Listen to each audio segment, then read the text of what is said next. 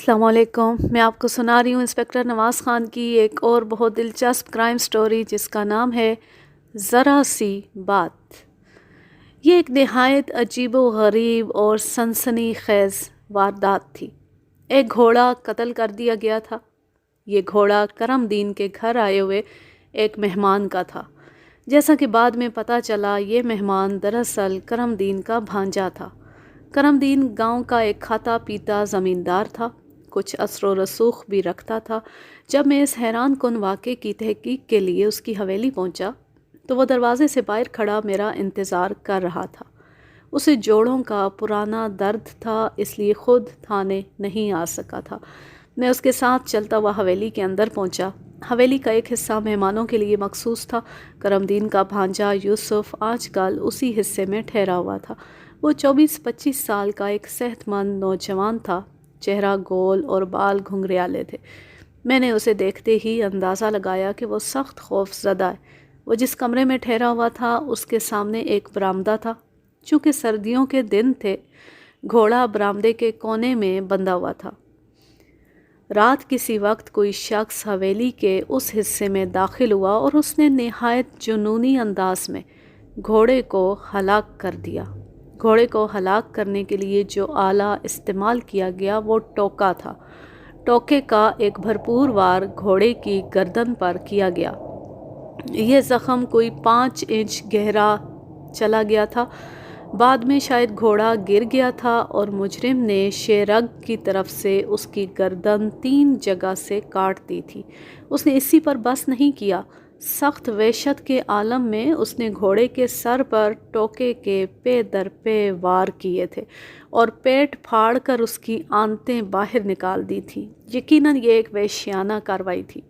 सफ़ेद रंग का जवान घोड़ा बरामदे के वस्त में बेहिस्सो हरकत पड़ा था। उसका खून एक तालाब की सूरत में जमा हुआ था। घोड़े के मालिक यूसुफ ने खौफज़दा लहजे में बताया कि रात के पिछले पहर उसे पेशाब की हाजत हुई। वो हवेली से निकलकर करीबी खेतों में चला गया। जब कोई पौने घंटे बाद वो वापस आया तो घोड़ा मुर्दा पड़ा था। कमरे में उसकी चारपाई भी टूटी हुई थी। चारपाई के जिक्र पर मुझे कमरा देखने का ख्याल आया। मैंने अधखुले दरवाजे से कमरे में झांका। अंदर का मंजर ये समझाने के लिए काफ़ी था कि जुनूनी शख्स दर हकीकत यूसुफ को कत्ल करने आया था। ये यूसुफ की खुशकिस्मती थी कि वो कमरे में मौजूद नहीं था और कातिल का गुस्सा उस बेज़ुबान घोड़े पर उतर गया।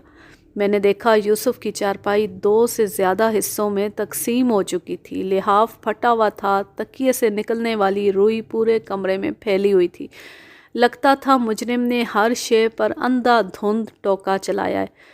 इस मंजर को देखकर जहन पर अजीब तरह का खौफ सवार हो जाता था। यूं लगता था कि अभी मुजरिम किसी कोने से निकलेगा और वहशियाना अंदाज में टोका चलाना शुरू कर देगा।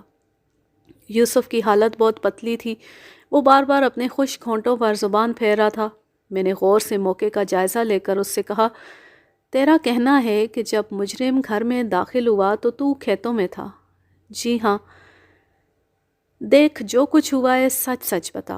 ये ना हो तुम लोगों को लेने के देने पड़ जाएं। क्या मतलब जी? मतलब ये कि जब घोड़े को मारा गया तू घर में ही मौजूद था। मैं सच कह रहा हूँ जी। मैंने करमदीन से कहा, करमदीना, तेरा भांजा मुझे चक्कर देने की कोशिश कर रहा है। इसे समझा कि मामला ख़राब मत करे। ये हो ही नहीं सकता कि ये वारदात के वक्त खेतों में हो। मेरे पुरयकीन लहजे ने यूसुफ को परेशान कर दिया। वो मेरी बात मानना भी नहीं चाहता था और झुटलाने की हिम्मत भी उसमें नहीं थी। करमदीन, इससे पूछ कि खेतों से वापस आकर ये कमरे में कैसे दाखिल हुआ था? जनाब, दरवाजे से गुजर कर। और कैसे? मैंने दरवाजे की तरफ इशारा किया। दहलीज पर मुर्दा घोड़े का खून फैला हुआ था। ये खून इतनी जगह था कि इसे फलांग कर कमरे में दाखिल नहीं हुआ जा सकता था। घोड़ा हलाक होने के बाद अगर कोई कमरे में दाखिल होता तो उसके पाँव से लगने वाला खून कमरे में निशान छोड़ जाता, मगर ऐसा कोई निशान कमरे में नहीं था। हाँ, ऐसे निशान बरामदे में थे और यकीनन ये यूसुफ के कदमों के थे। जब वो कमरे से निकला था तो खून उसके जूते से लग गया था। इसका एक ही मतलब था, واردات کے بعد یوسف صرف ایک بار دروازے سے گزرا ہے، اور وہ اس وقت جب وہ مجرم کے جانے کے بعد واردات کی اطلاع دینے حویلی کی طرف بھاگا ہے۔ میں نے یہ سب کچھ یوسف کو بتایا تو اس کے پاس تسلیم کرنے کے سوا کوئی چارہ نہ تھا۔ وہ مان گیا کہ مجرم کے خوف سے وہ کمرے میں چھپ گیا تھا اور اس وقت تک چھپا رہا تھا جب تک وہ چلا نہیں گیا۔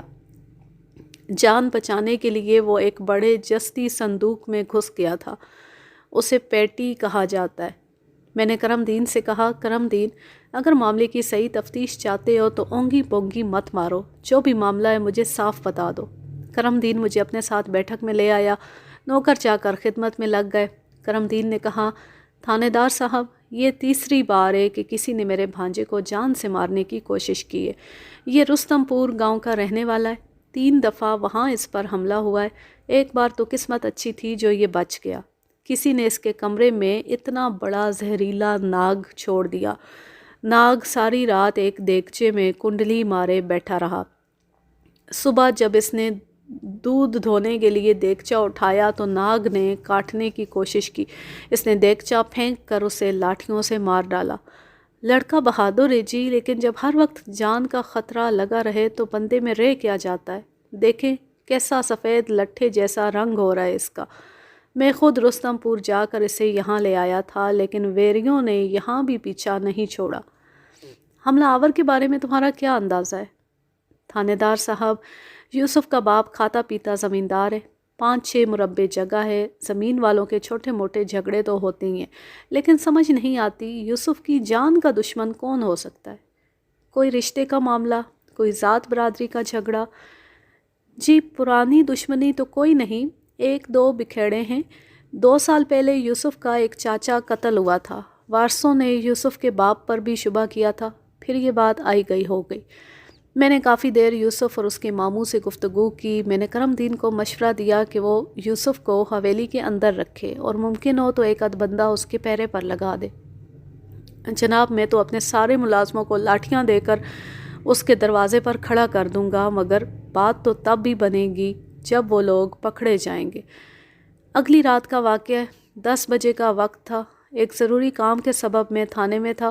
اندھیری رات تھی، گرج چمک کے ساتھ بوندا باندی جاری تھی۔ میں اٹھنے کی تیاری کر ہی رہا تھا کہ دفتن کمرے کا دروازہ دھماکے سے کھلا۔ یوسف دہلیز پر نظر آیا۔ وہ خوف اور سردی سے بری طرح کانپ رہا تھا۔ لگتا تھا موت کا فرشتہ اس کے تعاقب میں ہے۔ اس کا چہرہ برف کی طرح سفید ہو رہا تھا۔ بیٹھ جا میاں، میں نے چارپائی کی طرف اشارہ کیا۔ مجھے خطرہ ہو گیا تھا کہ وہ گر ہی نہ پڑے۔ وہ جلدی سے بیٹھ گیا اور پھر اچانک اس نے مجھے حیران کر دیا۔ اس نے چہرہ دونوں ہاتھوں سے چھپایا اور دھاڑے مار مار کر رونے لگا۔ تھانے دار صاحب، میں مرنا نہیں چاہتا، میں زندہ رہنا چاہتا ہوں۔ اتنے لمبے تڑنگے آدمی کو بچوں کی طرح روتے دیکھنا عجیب تجربہ تھا۔ کسی نے سچ کہا ہے، 80 سالہ بوڑھے کے اندر بھی ایک بچہ موجود ہوتا ہے۔ یوسف کی دھاڑیں سن کر 2 سپاہی میرے کمرے میں جھانکنے لگے۔ میں نے انہیں باہر جانے کا اشارہ کیا۔ کچھ دیر بعد یوسف پرسکون ہوا تو میں نے کہا، بھلے مانس، اب تجھے کیا ڈر ہے؟ کرم دین نے بتایا تھا کہ اس نے تجھ پر 4 آدمیوں کا پہرا بٹھایا ہے۔ تھانے دار صاحب، ان پہروں سے کچھ نہیں ہوگا۔ پہرا تو میرے باپ نے بھی بٹھایا تھا۔ وہ جو کوئی بھی ہے بڑا ہوشیار شخص ہے۔ مجھے تو اب ان پہرے داروں سے بھی ڈر آتا ہے، خوف آتا ہے۔ کیا پتہ کوئی اس کے ساتھ ملا ہوا ہو۔ میں سمجھ گیا کہ یہ نوجوان مسلسل ہراساں رہنے سے اب خوف کی اس منزل پر پہنچ گیا ہے جہاں اپنا سایہ بھی ڈرا دیتا ہے۔ میں نے کہا، یوسف، مجھے ایک بات پوری ایمانداری سے بتا۔ تیرا ماموں کہتا ہے کہ 1 سے زیادہ آدمی تیرے پیچھے ہیں، جبکہ تیرا کہنا ہے کہ وہ 1 آدمی ہے۔ سچ بات کیا ہے؟ سچ بات تو یہ ہے جناب کہ مجھے بھی کچھ پتہ نہیں۔ اس سے پہلے رستم پور میں جب حملہ ہوا تھا تو اس وقت بھی ایک شخص نے ٹوکا چلایا تھا۔ وہ میرے راستے میں چھپ کر بیٹھا تھا۔ میں گزرنے لگا تو ایک دم کماد کے کھیت سے نکلا اور سامنے آ گیا۔ اس نے چہرہ پگڑی میں چھپا رکھا تھا۔ پورے زور سے ٹوکا گھما کر اس نے میرے سر پر مارنا چاہا۔ میں پیچھے ہٹا تو ٹوکا میرے کندھے پر لگا۔ میں مڑ کر واپس بھاگا۔ اس نے پیچھا کیا۔ میری قسمت اچھی تھی کہ سامنے سے 3-4 گھڑ سوار آ رہے تھے۔ انہیں دیکھ کر وہ واپس کماد کے کھیت میں گھس گیا۔ یوسف میاں ذہن پر زور ڈالو اور ایسے لوگوں کے نام لکھواؤ جن پر تمہیں شک ہے۔ یوسف نے سوچ سوچ کر ایک دو نام لکھوائے۔ صاف نظر آتا تھا کہ وہ اس کارروائی کو صرف خانہ پوری سمجھ رہا ہے۔ نام لکھوا کر وہ گڑ گڑانے لگا، انسپکٹر صاحب، میں نے آپ کی بڑی نیک نامی سنی ہے۔ میرا دل کہتا ہے کہ آپ ہی مجھے اس پاگل سے بچا سکتے ہیں۔ آپ کے کمرے میں بیٹھ کر مجھے جو سکون ملا ہے، خدا کی قسم کہیں نہیں ملا۔ میں آپ کی منت کرتا ہوں کہ مجھے اپنے ساتھ رہنے دے۔ بھلے مانس، یہ کیسے ہو سکتا ہے؟ میں تو ابھی اٹھ کر گھر جا رہا تھا، بس مجھے اپنے ساتھ گھر لے جائیں۔ انسپکٹر صاحب، میں کوئی غریب آدمی نہیں، خدا کا دیا سب کچھ ہے۔ یقین کریں، میں اپنی طاقت اور آپ کے اندازے سے بڑھ کر آپ کی خدمت کروں گا، بس مجھے اس اندھی موت سے بچا لیں۔ یوسف میاں، حوصلے سے کام لو۔ میرے 100 مسئلے ہیں، 100 جگہ آنا جانا ہوتا ہے، میں تمہیں کہاں کہاں ساتھ لیے پھروں گا۔ یا کہہ دو کہ نوکری چھوڑ دوں اور تمہارے پہرے پر بیٹھ جاؤں۔ میری بات پر وہ پھر آپ دیدہ ہو گیا، گلوگیر آواز میں بولا، انسپکٹر صاحب، میں آپ کو بتا رہا ہوں وہ مجھے زندہ نہیں چھوڑے گا۔ میں نے آپ کو سب کچھ بتا دیا، اگر کچھ کر سکتے ہیں تو کر لیں۔ مجھے اس پر غصہ بھی آ رہا تھا اور ترس بھی۔ بہرحال یہ میرے علاقے کا معاملہ تھا، مجھے کچھ نہ کچھ تو کرنا تھا۔ ویسے بھی یوسف کچھ ایسا غلط نہیں کہہ رہا تھا۔ مجرم کے غضب کا اندازہ بے زبان جانور کی وحشیانہ چیر پھاڑ سے ہوتا تھا۔ میں نے کچھ سوچ سمجھ کے یوسف سے کہا، دیکھ بھائی، میں ایسا کرتا ہوں، اپنے 2 ہوشیار کانسٹیبل تیری حفاظت پر لگا دیتا ہوں۔ ان میں سے ایک کے پاس پکی رائفل ہوگی، وہ 24 گھنٹے تیرے ساتھ رہیں گے۔ انسپکٹر صاحب، اب میں کچھ نہیں کہوں گا، آپ جو بہتر سمجھیں کریں۔ لگتا تھا اس کے دل کا غبار اب نکل چکا ہے۔ میں نے کہا، وہ دونوں میرے بھروسے کے آدمی ہیں، تم چین سے جا کر سو جاؤ، ابھی آدھے گھنٹے میں وہ تمہارے پاس پہنچ جاتے ہیں۔ ٹھیک ہے جی، یوسف نے ٹھنڈی سانس بھر کر کہا۔ میں اس کی ٹھنڈی سانس کا مطلب سمجھ رہا تھا۔ میں نے اسے رکنے کا اشارہ کیا اور 10 منٹ بعد دونوں کانسٹیبلوں کے ساتھ ہی اسے گھر روانہ کیا۔ اگلے روز میں نے اپنے سب انسپکٹر کو اس معاملے کی تحقیق پر لگایا۔ خاص طور پر میں چاہتا تھا کہ یوسف کے مقتول چچا کے بارے میں معلومات حاصل کی جائیں۔ یوسف نے مشتبہ افراد کی فہرست میں چچا کے کسی بیٹے یا رشتہ دار کا نام نہیں لکھوایا تھا، مگر میں اپنے طور پر تسلی کر لینا چاہتا تھا۔ سب انسپکٹر کی تحقیق جاری تھی کہ قریبی موضع میں ڈکیتی کی ایک واردات میں 2 افراد بھی قتل ہو گئے۔ مجرموں کا کھوج لگانے کے لیے مجھے پوری توجہ دینی پڑی۔ تھانے کا پورا عملہ مصروف ہو گیا۔ میں نے ایک روز کے لیے ان کانسٹیبلوں کو بھی بلا لیا جو کرم دین کے گھر یوسف کے پہرے پر تھے۔ یوسف بھی ان کانسٹیبلوں کے ساتھ ساتھ تھانے چلا آیا۔ انسپکٹر صاحب، آپ نے انہیں بلا لیا ہے؟ میں نے ذرا جھلا کر کہا، یار، اچھے بھلے صحت مند آدمی ہو، کیوں اتنا ڈرتے ہو؟ کچھ نہیں ہو جائے گا تمہیں۔ وہ خاموشی سے سر جھکائے کھڑا رہا۔ مجھے پھر ترس آ گیا۔ جان کا خوف آدمی کو کیا سے کیا بنا دیتا ہے۔ یوسف مضبوط ہاتھ پیر والا مضبوط نوجوان تھا۔ کھاتے پیتے گھرانوں کے افراد کی طرح اس کی توند بھی تھوڑی سی نکلی ہوئی تھی۔ موٹی گردن میں سونے کا وزنی ہار لٹک رہا تھا، ریشمی لباس اور چم چم کرتا جوتا۔ بال تھوڑے سے گھنگریالے تھے اور بیچ سے مانگ نکالی ہوئی تھی۔ عام حالات میں کوئی اس شخص کو بزدلی کا طعنہ دیتا تو وہ مرنے مارنے پر اتر آتا، لیکن جان کے مسلسل خوف نے اسے یہ سب کچھ کہنے پر مجبور کر دیا تھا۔ میں نے اس کی شرمندگی مٹانے کے لیے کہا، یوسف میاں، میرا مطلب ہے کہ تم گھر جاؤ۔ میں نے کانسٹیبلوں کو عارضی طور پر بلایا ہے، شام کو یا کل صبح تک وہ تمہاری ڈیوٹی پر پہنچ جائیں گے۔ یوسف نے سر ہلایا۔ ٹھیک ہے جی، لیکن یہ بتا دیں کہ کانسٹیبلوں کے آنے تک میں اپنے کمرے میں رہوں یا ادھر ادھر ہو جاؤں؟ بے فکر ہو کر اپنے کمرے میں رہو، کوئی گھبرانے کی بات نہیں۔ کچھ دیر بیٹھ کر وہ واپس چلا گیا۔ مجھے بھی گاؤں سے باہر جانا تھا۔ ڈکیتی کا کیس خاصا پیچیدہ ثابت ہو رہا تھا۔ انگریز ایس پی بے حد سخت تھا، بار بار اس کے ہر کارے رپورٹ لینے کے لیے آ رہے تھے۔ قریباً 6 روز اسی بھاگ دوڑ میں گزر گئے۔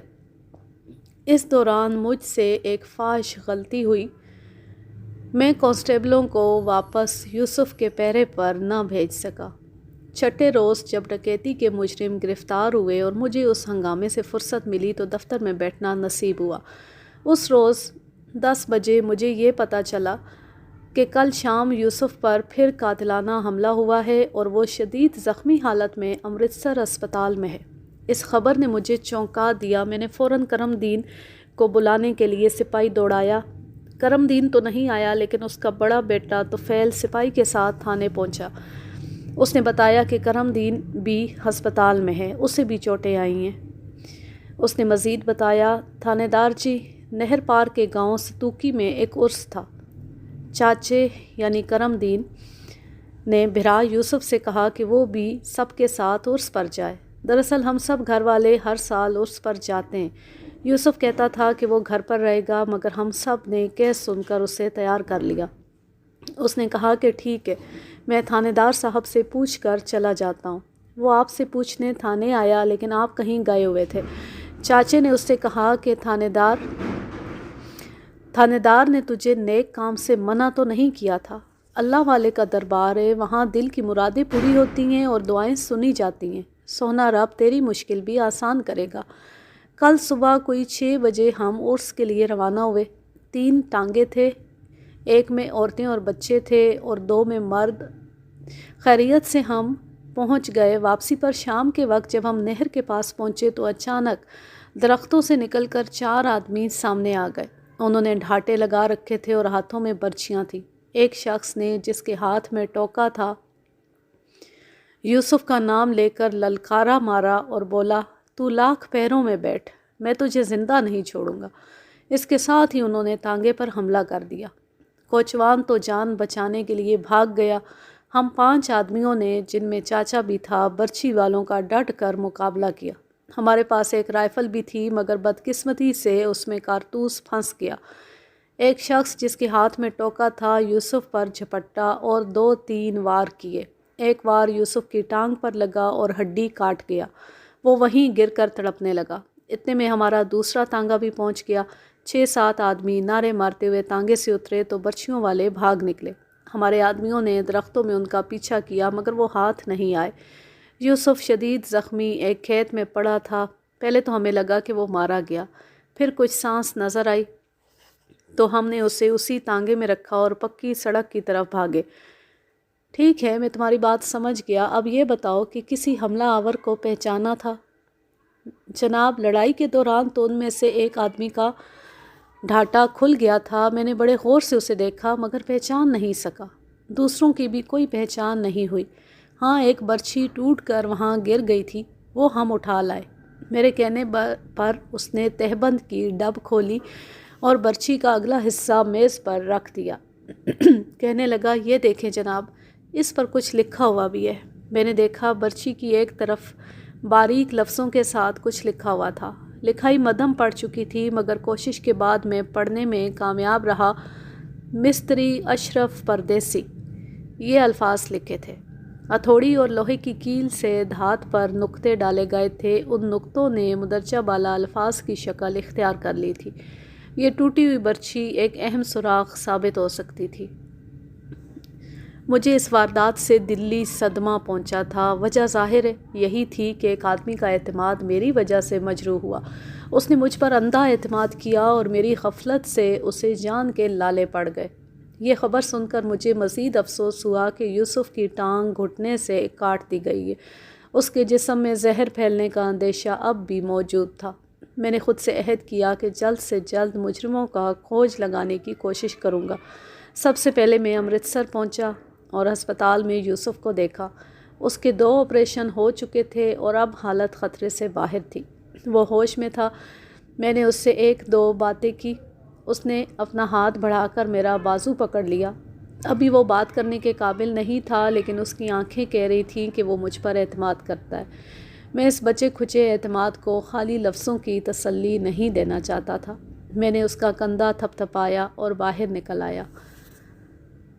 سب انسپکٹر کی مکمل رپورٹ آ چکی تھی۔ وہ کوئی اہم سراغ ڈھونڈنے میں ناکام رہا تھا۔ اب میرے پاس آگے بڑھنے کا واحد راستہ وہ ٹوٹی ہوئی برچی تھی۔ اس پر کندہ نام سے اندازہ ہوتا تھا کہ یہ کسی اشرف پردیسی نامی لوہار نے بنائی ہے۔ ان دنوں ہر گاؤں میں 1-8 لوہار ضرور ہوتا تھا۔ میں نے سب انسپکٹر کی ڈیوٹی لگائی کہ وہ ارد گرد کے دیہات میں اشرف نامی لوہار کا پتہ کرے۔ سب انسپکٹر نے تیسرے روز مجھے اپنی ناکامی کی خبر سنائی۔ مجھے پہلے ہی اس شخص سے اچھی توقع نہیں تھی۔ اس سے پہلے اس نے مشتبہ ناموں پر تحقیق کی تھی اور کچھ حاصل نہیں کر سکا تھا، بس اپنی کارکردگی دکھانے کے لیے چند الٹی سیدھی باتیں رپورٹ میں لکھ دی تھی۔ میرا تجربہ ہے کہ ایسے نااہل ماتحت کارکردگی دکھانے کے چکر میں تفتیش کا بیڑا غرق کر دیتے۔ بہرحال میں نے اس سب انسپکٹر پر لعنت بھیجی اور خود اس لوہار کی تلاش میں نکلا۔ ان دنوں میرے پاس ایک روال گھوڑی تھی۔ اس نسل کی گھوڑیاں سبک خرامی میں اپنا جواب نہیں رکھتیں، چال ایسی ہموار کہ جیسے پانی پر تیر رہی ہے۔ ان دنوں ہم عام گھوڑوں کو مورس اور روال چال کی گھوڑی کو شیورلیٹ کہا کرتے تھے۔ تو میں اس پر بیٹھا دوپہر تک 4-5 دیہات میں گھوما۔ اشرف نامی کسی لوہار کا پتہ نہیں چلا۔ نہر پار جانے کے لیے میں پل پر پہنچا تو وہاں ایک عجیب منظر نظر آیا۔ ایک لڑکی جس کے تمام کپڑے بھیگے ہوئے تھے پریشانی کے عالم میں چیخ رہی تھی۔ وہ برگد کے ایک درخت کی طرف دیکھ رہی تھی۔ میں نے اس جانب غور سے دیکھا تو ایک 8-9 سالہ لڑکا نظر آیا۔ وہ بالکل برہنہ تھا اور شاخوں سے چمٹا ہوا تھا۔ پھر مجھے سمجھ آئی کہ لڑکی کیوں چلا رہی ہے۔ ایک چیل کتب قطعی کی آواز نکالتی ہوئی بار بار لڑکے پر جھپٹ رہی تھی۔ میں جلد ہی معاملے کی تہہ تک پہنچ گیا۔ یہ لڑکی نہر پر کپڑے دھو رہی تھی۔ لڑکا جو شاید اس کا چھوٹا بھائی تھا، گولا یعنی برگد کا پھل کھانے کے لیے برگد کے درخت پر چڑھ گیا۔ وہاں چیل کا گھونسلہ تھا، وہ اس پر حملہ آور ہو گئی۔ اب گھبراہٹ میں لڑکے سے نیچے نہیں اترا جا رہا تھا۔ مجھے دیکھ کر لڑکی چلائی، تھانے دار جی، رب دا واسطہ اسے نیچے اتارو۔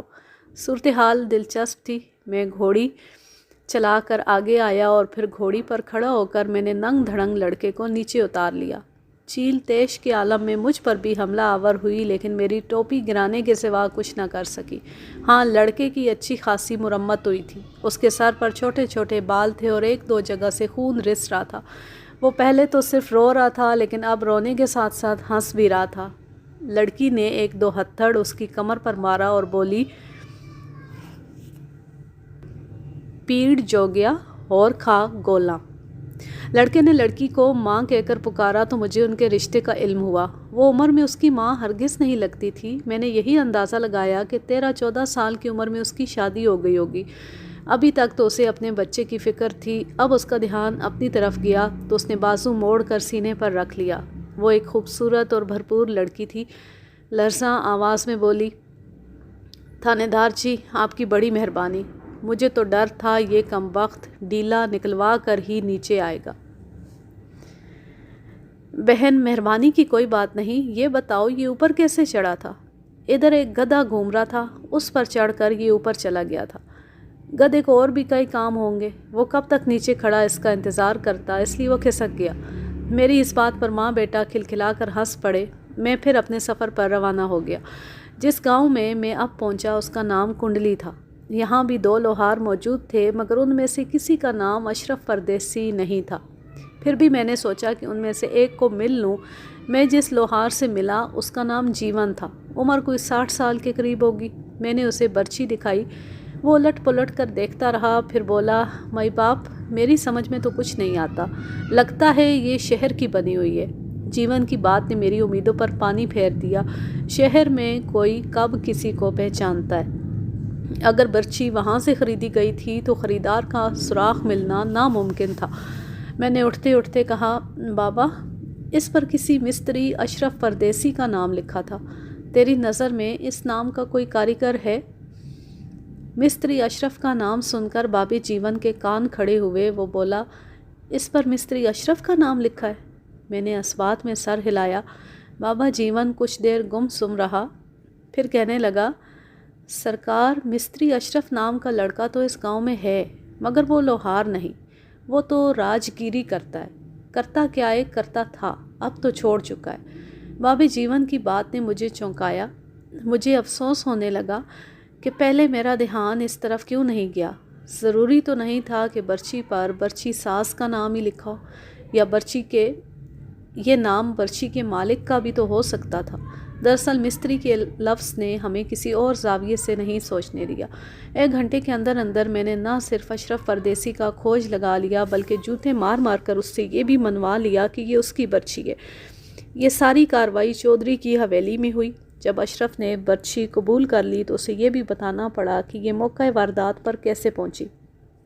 پہلے تو اس نے جان بچانے کا گھسا پٹا کلیہ آزمایا اور کہنے لگا کہ برچھی چوری ہو گئی تھی، مگر جب مسلح دھار چھترول ہوئی تو وہ مان گیا کہ عرس کے روز وہ موقع واردات پر موجود تھا۔ نہایت خوف زدہ لہجے میں اس نے بتایا کہ وہ قہر سنگھ کا ساتھی ہے۔ قہر سنگھ کے بارے میں مجھے کچھ معلوم نہیں تھا۔ چودھری اور اس کے کارندوں کی زبانی صرف اتنا پتہ چلا کہ وہ اسی گاؤں میں رہتا ہے اور اس کی تھوڑی سی زمین ہے۔ مجھے صاف طور پر محسوس ہوا کہ بتانے والے قہر سنگھ کی ذات سے خوف زدہ ہیں اور اس کی اصلیت چھپا رہے ہیں۔ میں نے ان پر زیادہ زور دینا مناسب نہ سمجھا اور اس کے گھر کا پتہ پوچھ کر خود ہی ملنے چل پڑا۔ قہر سنگھ کا گھر گاؤں کے ایک سرے پر واقع تھا۔ گھر دیکھتے ہی اندازہ ہو گیا کہ وہ کس قماش کا آدمی ہوگا۔ گلی کی بہت سی زمین اس نے اپنے گھر میں شامل کر رکھی تھی۔ اس کی 2 موٹی تازی بھینسیں بھی گلی میں بندھی تھیں جس سے راہگیروں کا گزرنا مشکل ہو گیا تھا۔ میں نے دروازے پر دستک دی تو اندر سے کرخت نسوانی آواز سنائی دی، کون ہے؟ آرام کر، آتی ہوں۔ پھر کسی نے جھٹکے سے دروازہ کھولا۔ میں حیران رہ گیا۔ یہ وہی لڑکی تھی جس سے نہر پر ملاقات ہوئی تھی۔ اب اس نے کپڑے بدل لیے تھے، سیاہ بال اس کے شانوں پر بکھرے ہوئے تھے۔ عقب میں وہی لونڈا نظر آ رہا تھا۔ آپ یہاں؟ ہاں، مجھے قہر سنگھ سے ملنا ہے۔ وہ تو گھر میں نہیں، لیکن آپ اندر آ جائیں۔ نہیں بہن، میں جلدی میں ہوں۔ ویسے قہر سنگھ تمہارا کیا لگتا ہے؟ میرا مرد ہے جی۔ آپ اندر آ جائیں، میں آپ کو سب کچھ بتاتی ہوں۔ اس کے لہجے میں کوئی ایسی بات تھی کہ میرے قدم خود بخود دہلیز پار کر گئے۔ اس نے جلدی سے برآمدے میں ایک چارپائی ڈالی اور دودھ لسی کا انتظام کرنے لگی۔ میں نے اسے منع کر دیا اور کہا کہ اسے جو بتانا ہے جلد بتا دے۔ لڑکی اپنے چھوٹے بچے کو گود میں اٹھائے میرے سامنے زمین پر بیٹھ گئی اور قہر سنگھ کی باتیں کرنے لگی۔ جلد ہی میں جان گیا کہ یہ لڑکی بے حد کارآمد ہے۔ قہر سنگھ اس کا شوہر ضرور تھا مگر وہ اس سے نفرت کرتی تھی۔ میں نے لڑکی کو کریدا تو معلوم ہوا کہ قہر سنگھ آج سے 10 سال پہلے اسے ایک دور دراز گاؤں سے اٹھا کر لایا تھا۔ اس نے اسے زبردستی شادی کی تھی اور بچے پیدا کیے تھے۔ اتنے برس گزرنے کے باوجود لڑکی اسے اپنا دشمن سمجھتی تھی۔ اس کے دل کے کسی کونے میں اس بات کی شدید خواہش تھی کہ قہر سنگھ کو اس کے کیے کی سزا ملے۔ لڑکی نے اپنا نام جہانی بتایا۔ وہ سکھ تھی۔ تھوڑی دیر میں وہ کھل گئی۔ اس نے صاف لفظوں میں کہا، اس کے مرد نے اسے قیدیوں کی طرح رکھا ہوا ہے اور وہ اس سے نفرت کرتی ہے۔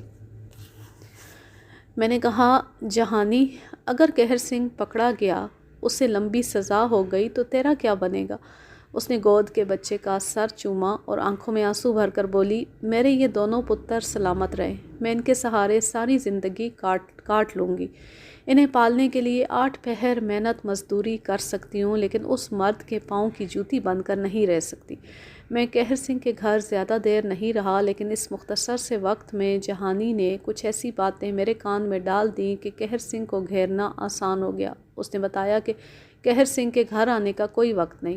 بعض دفعہ وہ کئی دن گھر کا رخ نہیں کرتا۔ اس نے کہا کہ ویروالی گاؤں کے پاس ایک بیلا ہے، وہاں فوجیوں کی کچھ پرانی بیرکیں ہیں۔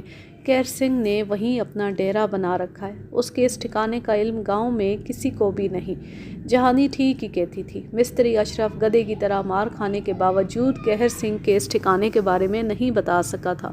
جہانی سے رخصت ہو کر میں پھر چودھری کے پاس آیا اور اسے بتایا کہ قہر سنگھ کی عورت بڑی منہ پھٹ ہے، تھانے میں جا کر اس کا دماغ ٹھیک ہوگا۔ اس نے شوہر کے بارے میں کچھ نہیں بتایا۔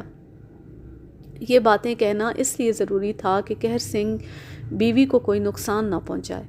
جیسا کہ اب تک کی تفتیش سے پتہ چلا تھا، وہ بڑا خر دماغ آدمی تھا اور اس نے پورے گاؤں کو سہما رکھا تھا۔ اگر اس کے ڈیرے پر میرا چھاپا ناکام ہوتا تو اس کا دھیان اپنی بیوی کی طرف جا سکتا تھا۔ چودھری کی حویلی سے میں سیدھا اپنے گاؤں پہنچا۔ مستری اشرف کے ہاتھوں میں رسی کی ہتھکڑی تھی اور وہ میرے ساتھ تھا۔ تھانے پہنچ کر میں نے سب سے پہلا کام یہ کیا کہ 2 مخبروں کو ویروالی روانہ کیا تاکہ وہ بیلے کی خبر لائیں۔ شام تک دونوں مخبر واپس آ گئے۔ انہوں نے بتایا کہ وہ بیلے میں پہنچے تھے، وہاں 2-3 بیرکوں کے کھنڈر موجود ہیں لیکن خفیہ کوئی نہیں۔ ایک جہازی سائز کی چارپائی پڑی تھی، 3-4 آدمی وہاں بیٹھے ہوئے تھے، کچھ مزدور جھاڑیاں اور گھاس کاٹنے میں مصروف تھے۔ پتہ چلا کہ وہ اس جگہ کو آباد کر رہے ہیں، مطلب کہ کھیتی باڑی کا ارادہ رکھتے ہیں۔ مخبروں نے بتایا کہ وہ لوگ انہیں بھی بیگار پر لگانا چاہتے تھے، بڑی مشکل سے جان چھڑا کر وہ آئے ہیں۔ مخبروں کی اطلاع سے ظاہر تھا کہ بیلے میں کچھ نہ کچھ ضرور ہے۔ میں نے ایک چھاپہ مار پارٹی تیار کی اور عشاء کی اذان کے وقت ویر والی گاؤں کی طرف روانہ ہو گیا۔ احتیاطاً میں نے کارتوسوں کی ایک فالتو پیٹی بھی ساتھ لے لی تھی۔ پارٹی میں کل 8 جوان تھے جو 6 گھوڑوں پر سوار تھے۔ جب ہم بیلے میں پہنچے تو ہو کا عالم تھا۔ یہ فروری مارچ کے دن تھے۔ دیہات کی کھلی فضا میں یہ موسم بھی کافی خنک ہوتا ہے۔ ہم نے گھوڑے ایک جگہ باندھے اور ایک کانسٹیبل کو نگرانی پر چھوڑ کر آگے بڑھے۔ اندر ایک جگہ آگ روشن تھی اور باتوں کی آواز آتی تھی۔ محتاط انداز سے چلتے ہم لوگ آگ کے بالکل قریب پہنچ گئے۔ ایک شخص مزے لے لے کر سہنی مہیوال کا قصہ بیان کر رہا تھا۔ دوسرا شخص دیوار سے ٹیک لگائے چارپائی پر نیم دراز تھا۔ اس نے دونوں ٹانگیں پھیلا رکھی تھی اور 2 آدمی مٹھیاں بھر رہے تھے۔ فضا میں تاڑی کی بو پھیلی ہوئی تھی۔ ایک شخص بولا، میرا خیال ہے استاد سو گیا۔ نیم دراز شخص کی غنودگی سے بھرپور آواز آئی، اوئے میں نہیں سویا۔ ہاں آگے بتا۔ اس الو کے پٹھے نے سونی کی ساری دکان خرید لی، پھر کیا ہوا؟ کہانی سنانے والا بولا، استاد وہ تو پرانی بات ہو گئی، اب تو سونی کا خصم اس کا گھٹ بھرنے والا ہے، تو سن کیا رہا ہے؟ استاد نے کہانی سنانے والے کو ایک ننگی گالی دی اور بولا، چل سو جا پھر تو بھی۔ ساتھ ہی اس نے ایک زوردار ٹانگ داستان گو کی پسلی پر ماری۔ وہ چمگادڑ کی طرح اڑ کر 2 گز دور جا گرا۔ اس وقت میں پستول تھانے جھاڑیوں سے نکل آیا، ایسا ہی میرے ساتھ تھا، خبردار۔ اس کی آواز سناٹے میں گونجی، کوئی حرکت نہ کرے۔ وہاں کل 5 افراد تھے، سب کا نشہ حیران ہو گیا۔ چارپائی پر دراز شخص بھی ہڑبڑا کر اٹھ بیٹھا۔ ساتھیوں کی طرح اس کی آنکھوں میں بھی خوف تھا، لیکن حیرت انگیز تیزی سے اس نے اپنے خوف پر قابو پایا اور بولا، کیا بات ہے بادشاہو، کیا قصور ہو گیا ہم سے؟ آج کے لیے بس اتنا ہی، اب میں لیتی ہوں آپ سے اجازت۔ جہاں رہیں خوش رہیں، شاد و آباد رہیں، ہنستے مسکراتے رہیں۔ اللہ حافظ، اللہ نگہبان۔